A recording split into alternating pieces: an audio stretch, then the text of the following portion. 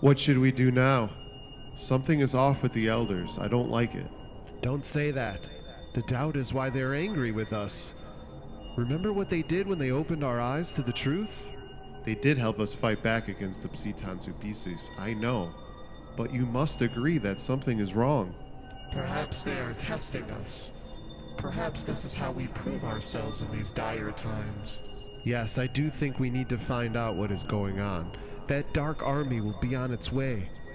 But I did hear that they will be going after the overseers first. Exactly my point. Why? According to the elders, the overseers were fools and pawns to the shadows. Could be a trick. We know not to trust the word of the Psitanzubisus. Good point. We might have thought we were hidden, but we might have been fed misinformation instead. Anyone else noticing this fog? I do notice it. It's getting thicker. I'm certainly on alert. The fight might be coming here soon. Maybe this fog is connected. Look out! Run! We must get to the caves to hide so we can recharge if we need to escape.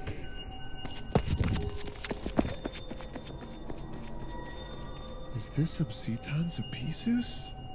No. This is not a void army. And it isn't how the shadows attack. This is elder magic. We have been forsaken and sentenced to death. But how do we know it's the elders? What else could be causing this? It still doesn't make sense, even though I don't trust them anymore. I think we need to get off this planet and find the overseers. I believe they're on that ocean world. They should have more answers for us. I think the war is corrupting the elders' goals. Yes. How long until we can go? Just a little while longer till all three of us can use our powers together. They found us. We must keep going until we're ready to fly.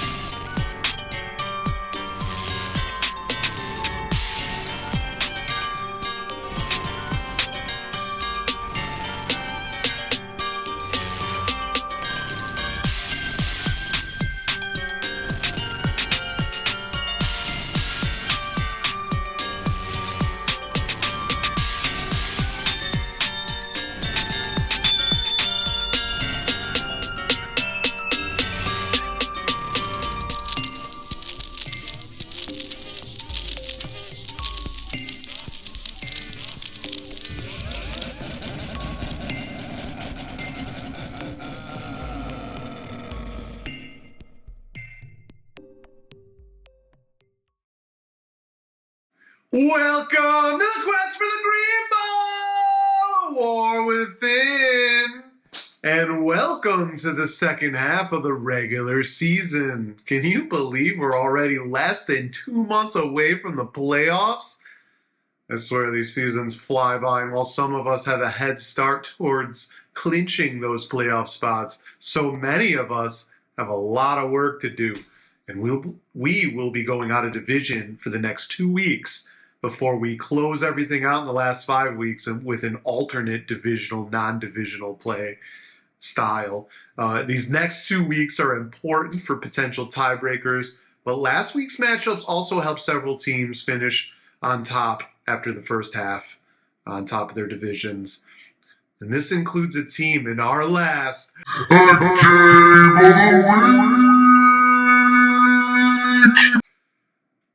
As Golden Ticket tied Green Acres' best start in league history to start a season, moving to 7-0 with a 131.32 to 111.36 win over a solid the Stellar Bitches squad in the Power Division.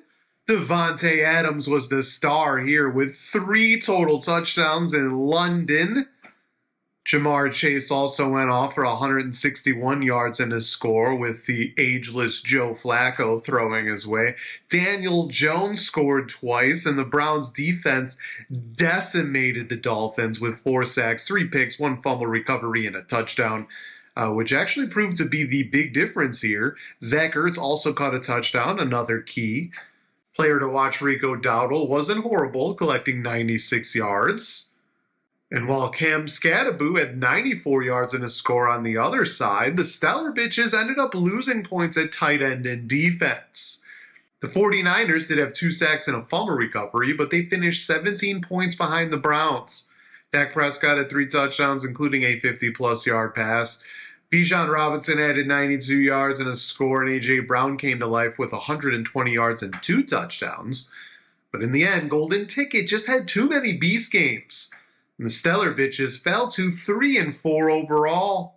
The Power Division continued to live up to its name with another high-scoring battle in the other matchup as Remember the Titans came back to win 126.18 to 117.02 against low-key Lebowski Thor. Jamar Gibbs went off for 218 yards and 2 touchdowns, including a 50-plus yard TD on Monday night. Jackson Smith and Jigba added 123 yards and a touchdown on Monday as well. The Patriots defense had 5 sacks, an interception, a fumble recovery, and a touchdown, and Drake May added 2 scores. And this was with George Kittle doing nothing in his return from injury. Quinshon Judkins led Lebowski Thor with 3 touchdowns, and Keenan Allen added 119 yards and a score. Quentin Johnston also scored, and Trey McBride reached the end zone twice at the tight end position. The Panthers defense added 6 sacks and 2 picks, but in the end, Remember the Titans is the team moving to 3-4, and Lebowski Thor falls to 1-6 for the 2nd straight season. Treat 'em and Eat 'em took over sole possession of first place with a 114.94 to 80.74 win over Thor-lacher in the Shadow Division. Jonathan Taylor went off again, 132 yards and 3 touchdowns. Jared Goff, the Sun God, T. Higgins, Tucker Kraft, and Kayshon Boutte also scored. Brandon Aubrey added 3 field goals and 5 extra points. Patrick Mahomes had 3 touchdown passes to lead Thor-lacher, and Tyler Warren also scored. But an injury to Mike Evans really hurt here. Treat 'em and Eat 'em are now 5-2 and currently number 2 overall in the league. Thor-lacher falls to 4-3.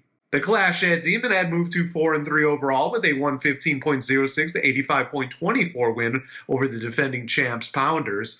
Aaron Rodgers had 4 touchdowns, including a 50-plus yarder. Christian McCaffrey added 201 yards and 2 touchdowns. And the Bears defense had 4 sacks and 4 forced turnovers. Pounders had a touchdown by the Eagles defense and 2 touchdowns by Josh Jacobs. Javonte Williams and CeeDee Lamb, who returned from injury, also scored. Lamb actually had a 50-plus yard TD to help. But in the end, the defending champs fall to 2-5 overall. And in the Dream Division, the Overcomers continue to be in low-scoring, close battles, but this time they couldn't get the win as The Stars Are Right squad eked out an 82.74 to 80.28 victory. Jaden Daniels had 2 touchdowns before getting hurt again, and DeAndre Swift added a touchdown and 138 yards. Jordan Addison finished with 128 yards, and Kaimi Fairbairn did just enough on Monday night with a couple of field goals. Joe Flacco led the Overcomers with 3 touchdown passes on Thursday night. Jake Ferguson added 2 scores, and the Packers defense collected 6 sacks and a fumble recovery. Stars Are Right, 5-2 now. Overcomers fall to 3-4. Lastly, the Fighting Mooses pulled off a 96.94 to 81.42 win over Green Acres in a bit of an upset. Jalen Hurts had 3 touchdowns, including a 50-plus yard score, and Jordan Mason and Tez Johnson added touchdowns as well. Jalen Warren had 158 yards on Thursday night. Rashee Rice returned from suspension to get 2 touchdowns for Green Acres, and the Chiefs' defense had a sack, a fumble recovery, and a shutout against the Raiders. Baker Mayfield also scored, but an injury to Darren Waller hurt Green Acres here. The Fighting Mooses are now 2-5, and Green Acres falls to 3-4. My The Stars Are Right team are now 3-0 in the Dream Division with a 66-point advantage over Green Acres and a 2-game lead overall. The Overcomers fell to third place with their third straight loss, by tiebreaker, of course. Treat 'em and Eat 'em has a 60-point lead over the Clash at Demon Head and a 1-game lead in the standings. But the Clash at Demon Head defeated Treat 'em and Eat 'em earlier this season, so that division's pretty tight. It's shaping up to be very competitive down the stretch, with Thor-lacher also doing well, obviously. The Power division is almost locked up by Golden Ticket after their historic 7-0 start. They hold a 4-game lead over the Stellar Bitches and Remember the Titans, are 3-0 in the division, of course, and have a 65-point lead over Remember the Titans. The Stellar Bitches are in second place due to head-to-head tiebreaker. Lebowski Thor looks to be the first team eliminated from division title contention, with 1 Golden Ticket win or 1 Lebowski Thor loss doing that job. But we have seen history from Lebowski Thor before, who became the first team to start 1-6 and make the playoffs in league history just 1 year ago. They'll have to do it again, and we'll be hoping for a miracle in the next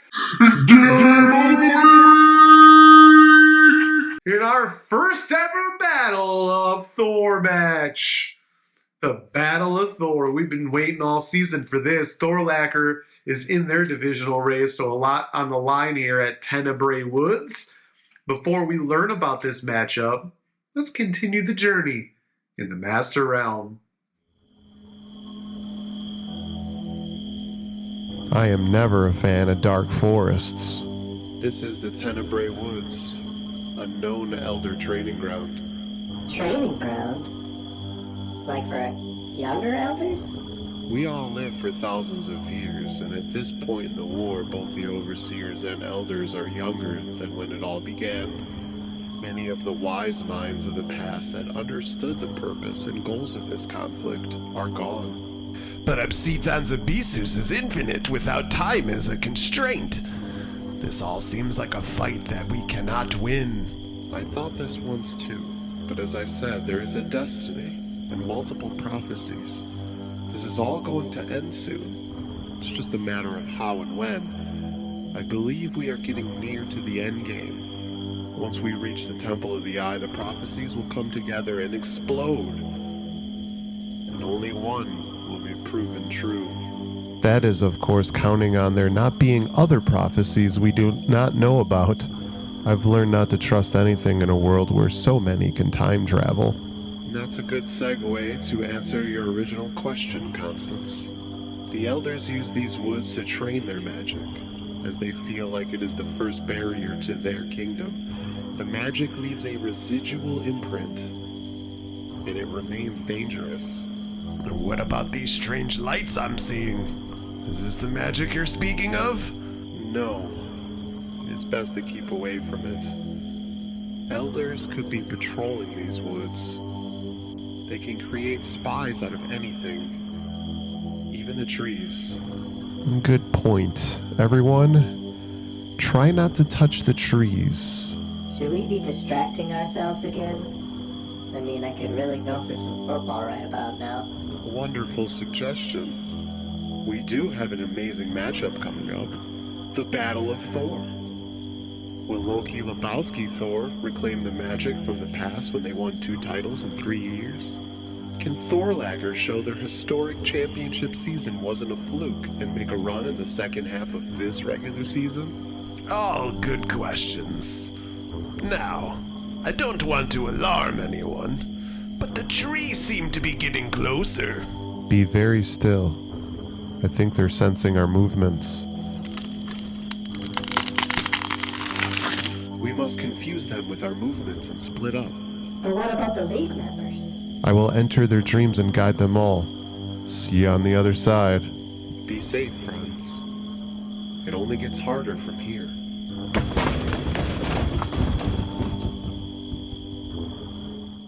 Thor-lacher enters this battle with a 63.2% chance to win, though that could increase to close to 70% should he remember to take out Mike Evans, who's on IR.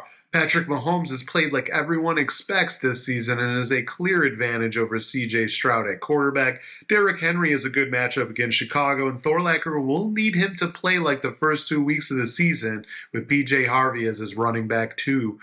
as both Austin Genty and Travis Etienne are both on a bye. Chase Brown might start to do better for Lebowski Thor if Joe Flacco continues to play well, but the story for Lebowski Thor is how deep he is on the Chargers going off against the Vikings on Thursday night. He's playing Keenan Allen, Quentin Johnson, and Aronde Gadsden. Rashid Shaheed versus Brashard Smith in the flex are both boomer bust plays, and I feel like the kickers and defenses will be big. The Colts are a clear advantage for Thor-lacher, and Will Reichert versus Chase McLaughlin is interesting with both offenses possibly kicking a lot of field goals. Thor-lacher also will look for Tyler Warren to continue his hot start at tight end. But there are two players that could be difference makers in this one. For Thor-lacher, I'm looking at wide receiver Courtland Sutton. Sutton has 3 touchdowns this season, but he hasn't scored since week 4. So maybe he's due, I don't know. He's had 10 targets in 2 of his last 3 games and at least 5 receptions in 5 games this season. He's had at least 60 yards receiving in all 5 of those games, and his yards per reception average is 14.2. 140 of his 469 total yards are after the catch as well, showing he's making plays after the receptions. Sutton had over 1,000 yards and 8 scores last season. He had 10 touchdowns the year before that. So he's put up some nice fantasy numbers. He's been fairly consistent. And of course, he gets a juicy defensive matchup with a game against the Dallas Cowboys. They rank dead last against wide receivers this season. Dallas has allowed 12 touchdowns to wideouts in 2025. They've allowed 300-plus yard games to wide receivers this year. Overall, they've allowed 1,182 yards to the position. That's crazy. Bo Nix is also coming off the high of last week's fourth quarter comeback against the Giants. And even with the Denver defense being one of the best, the Cowboys offense does play well enough. This could end up being a shootout regardless. And that means that Sutton might need to be thrown the ball often in the second half, which only boosts his chances of reaching the end zone. If Sutton continues to get those high targets, all he really needs is that one touchdown to give him a 15 to 17 point or higher game, which would be big. But if the Denver defense actually does shut down Dallas, and they don't need to pass as much in the second half, that might limit Sutton and leave the door open for Lebowski Thor. Of course, if the Chargers fail on Thursday, it may not matter as much, but Lebowski Thor does have running back Quinshon Judkins. Judkins, a rookie who started getting carries in week 2, has slowly become a workhorse in the questionable Browns offense. Judkins had his best game last week, 84 yards, 3 touchdowns. He did need 25 carries, which only equals a 3.4 yards per attempt average. Still, 20 to 25 carries is huge in fantasy football, especially when you get goal line carries. And Judkins has done that 3 times this season, with another time just coming up short with 18 carries. Judkins has 5 touchdowns total this season, obviously had 3 last week, 467 yards on 109 attempts as well. And if he gets chances in the red zone, he's dangerous to face, let's be honest. But this week he faces New England, which has actually been very good against running backs. They're ranked 5th against them. The Patriots have yet to allow a 100-yard rusher. They give up just 3.18 yards per carry. It's very low. They also have allowed just 2 touchdowns to running backs on the ground, so something has to give here, right? The Patriots held Austin Genty to 38 yards and 19 carries. Stephon Achane, 30 yards and 11 carries. Jaylen Warren, 47 yards and 18 carries. Chuba Hubbard, 49 yards and 10 carries. James Cook, 49 yards and 15 carries. Elvin Kamara, 31 yards on 10 carries. And only one running back dominated them through the air. That was Achane. But Judkins is not really a pass-catching back. So, I mean, it really comes down to if Judkins can get chances inside the 5, he easily could put up double-digit points, even in a tough matchup like this. But if the trends continue and the Patriots shut him down, Lebowski Thor might start to think about 2026 already with his rough start. Of course, besides this juicy matchup, there are some others that are fairly big on the slate. The Overcomers take on Remember the Titans in a battle of 3 and 4 teams looking to not fall behind in the wild card hunt. The Overcomers actually come in with a 56% chance to win. Drake May has a tough matchup against the Browns, while Josh Allen will look to get back to his usual fantasy production out of a bye week. Tenebrae McMillan and George Pickens versus Ladd McConkey and Xavier Worthy is very interesting at the wide receiver positions. We'll see who wins that battle. And the Patriots versus Packers defensive battle could loom large here. 5-2 the Stars are right, take on 2-5 Pounders in a game that means more for Pounders as they try to avoid a difficult hole to climb out of. Pounders needs to make some moves as my team has a 76% chance to win at the moment. Jaden Daniels is out again, so Jackson Dart versus either Justin Fields or whoever else Pounders gets, if Fields gets benched, will obviously be big because of that. Devon Achane and DeAndre Swift versus Josh Jacobs and Javonte Williams will also be key. And Isaiah Pacheco versus Chuba Hubbard in the flex looks like another key area for Pounders. 3-4 the Stellar Bitches takes on 2-5 the Fighting Mooses in another big matchup with wild card implications. The Stellar Bitches have a 70% chance to win right now, but look out for the Dak Prescott versus Jalen Hurts war. Prescott has a worse matchup against Denver, so we'll see if he's matchup proof. Bijan Robinson and Cam Scatterbo are clear advantages at running back. Nico Collins will need to be watched with his concussion, so Jordan Mason, Jalen Warren, and Chris Olave will need to score a lot of points for the Fighting Mooses to have a chance. 4-3 the Clash at Demon Head look to remain in the hunt in the Shadow Division with an outside chance to actually pull into first place should things fall their way. But they need to get past 3-4 Green Acres first. Clash at Demon Head has a 56% chance to win. Aaron Rodgers is an advantage over Baker Mayfield because of all the injuries on Tampa Bay, though the Saints are a better matchup for Mayfield. Christian McCaffrey versus Breece Hall is big, as is Justin Jefferson and Rashee Rice versus DK Metcalf and Romeo Doubs. And lastly, history is on the line in a huge matchup between first place teams and the number 1 and number 2 teams in the league right now. I mean, could this be a Green Bowl preview? Perhaps, as Golden Ticket take their undefeated record, hoping to be the first team ever to start 8-0 in the league, takes on 5-2 Treat 'em and Eat 'em, who already collected the 4th best weekly score in league history in week 2. Golden Ticket has just a 52% chance to win, and obviously to make history, and it may depend on the health of Lamar Jackson, who is returning from a hamstring injury. Bo Nix has a juicy matchup for Treat 'em and Eat 'em, and Jonathan Taylor is a beast. Clearly an advantage over both J.K. Dobbins and Rico Dowdle, who is now in a timeshare on Carolina. Jamar Chase and Drake London offer up big advantages for Golden Ticket at wide receiver. And don't sleep on the Texans versus Chargers defensive battle or Brandon Aubrey versus Tyler Loop at kicker. The second half of the season starts to up all of our anxiety with these matchups. Every win, every play, every fraction of a point could be the difference in making or missing the playoffs at this point. This is also when teams start thinking trades, the deadline coming up in about a month. Do you need something to help you become a contender, to make the playoffs? Are you looking to maybe just stock up on draft picks? All those things might be coming into play. It's about to get bumpy for everyone, so buckle in. That's the show for the week. Hope you enjoyed it. We'll be back next week to continue the journey to the playoffs and to the Temple of the Eye. Until next time, salut. Before you go, check out the updated power rankings.